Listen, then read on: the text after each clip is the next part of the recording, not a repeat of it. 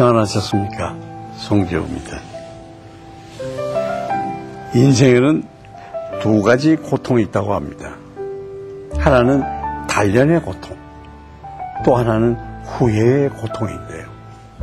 목표를 위해 단련되는 고통이 몇 그램이라고 한다면 하지 못한 것 때문에 후회하는 고통은 몇 톤에 비유할 수 있다고 합니다. 한번 시도해 볼 걸, 포기하지 말 걸, 그때 말씀에 순종할 걸, 이런 후회는 평생 짊어지고 가야 하는 고통의 무게가 될 수 있습니다. 오늘 이스라엘 백성들도 마찬가지인데요. 하나님의 명령에 순종하지 않고 자신의 생각대로 했다가 계속적으로 후회되는 일들이 반복됩니다. 말씀 앞에 결단하지 못했을 때 어떤 일이 벌어지는지 지금부터 말씀 함께 보시겠습니다.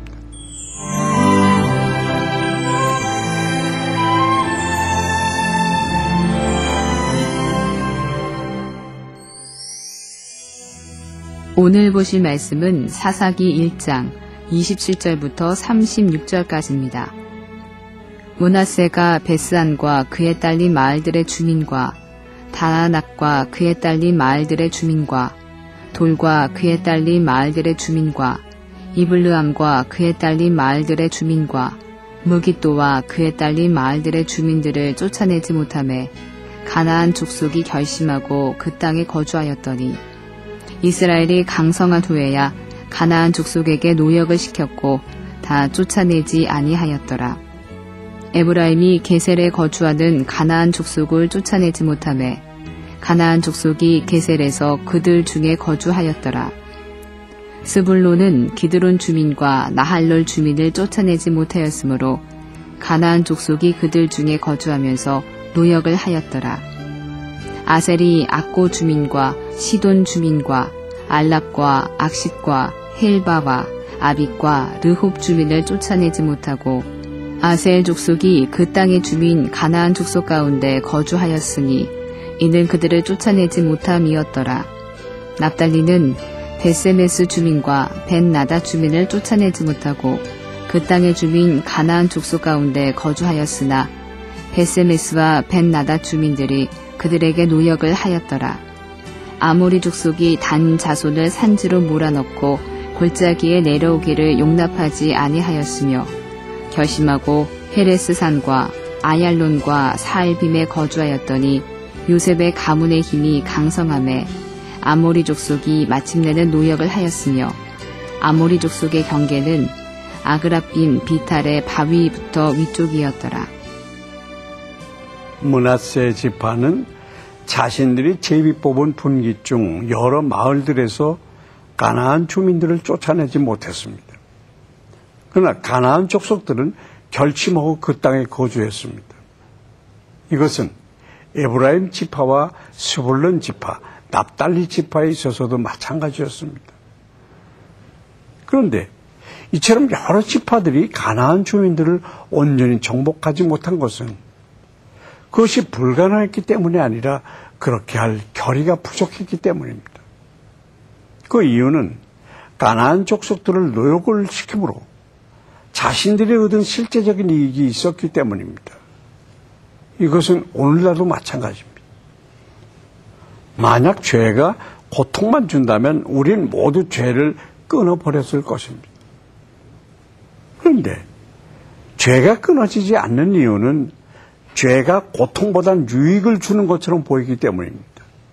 하지만 하나님께서 미워하시는 것은 그것이 눈에 보이기에 어떠하든지 상관없이 우리에게서 멀리해야 합니다.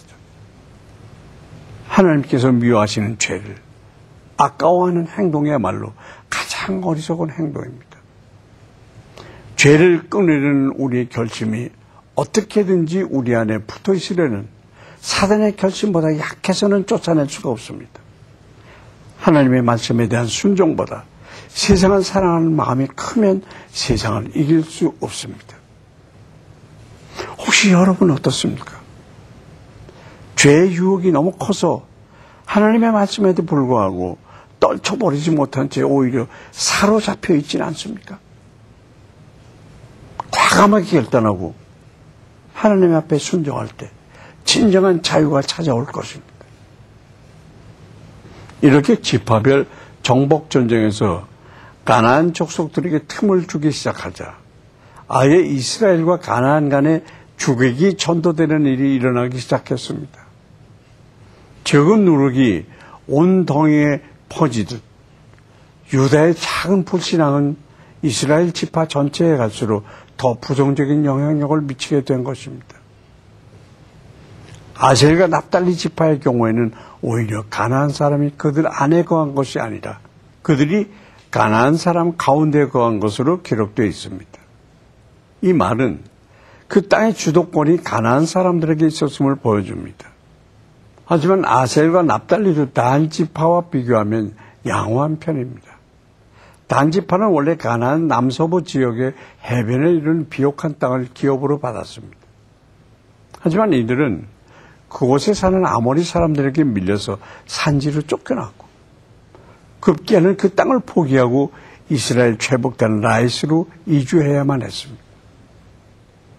아셀이나 납달리처럼 영적 전쟁의 주도권을 사단에게 빼앗거나 단처럼 아예 하나님이 주신 기업을 포기하는 일이 없도록 우리는 깨어서 기도하며 선한 싸움을 계속 이어가야 할 것입니다.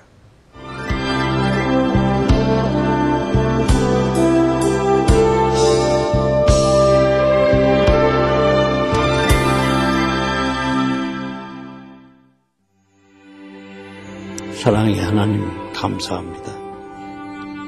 오늘도 우리에게 새날을 열어주시고 새로운 기회를 주시니 감사드립니다. 그러나 주님, 우리는 주님이 미워하시는 죄 앞에서 쉽게 타협할 때가 많이 있습니다.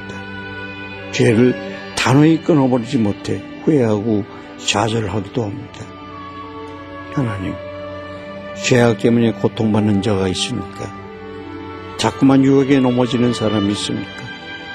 예수님의 능력이 보여주는 이 시간, 그 모든 죄악에서 자유해지는 역사가 있게 하여 주시옵소서. 모두가 승리하게 하여 주시옵소서. 예수님의 이름으로 기도합니다. 아멘. 야오의 가족은 프랑스 정부가 1차 세계대전에서 독일군과 싸우는 동안 그의 고조 할아버지가 공장에서 일하게 되면서 100년 동안 파리에 살고 있습니다. 야오의 외모는 중국인처럼 보이지만 그는 중국어보다 프랑스어를 더 잘합니다. 그는 중국에 한 번도 가본 적이 없습니다. 그의 부모님들처럼 야오는 부처를 숭배하며 고대 중국 철학자들의 가르침을 따라 살려고 노력합니다. 파리에 있는 대부분의 중국인 가운데 크리스천의 수는 미미합니다. 파리의 크리스천들이 자신들의 이웃인 중국인들에게 복음을 전할 수 있기를 기도합시다. 우리의 얼굴에는 약 80개의 근육이 있다고 합니다.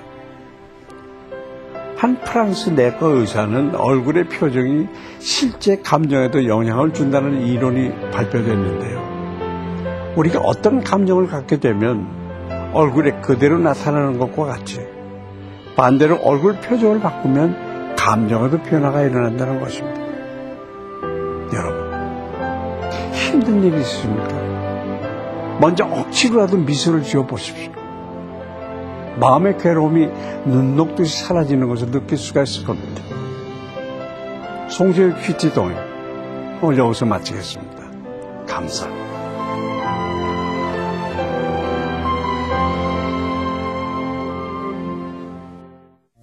이 프로그램에는 GTM에서 큐티 교재 GT를, 책으로 만나는 성지 순례 답사기 바이블 루트를, 수아영에서 기초 화장품을 협찬해 주셨습니다.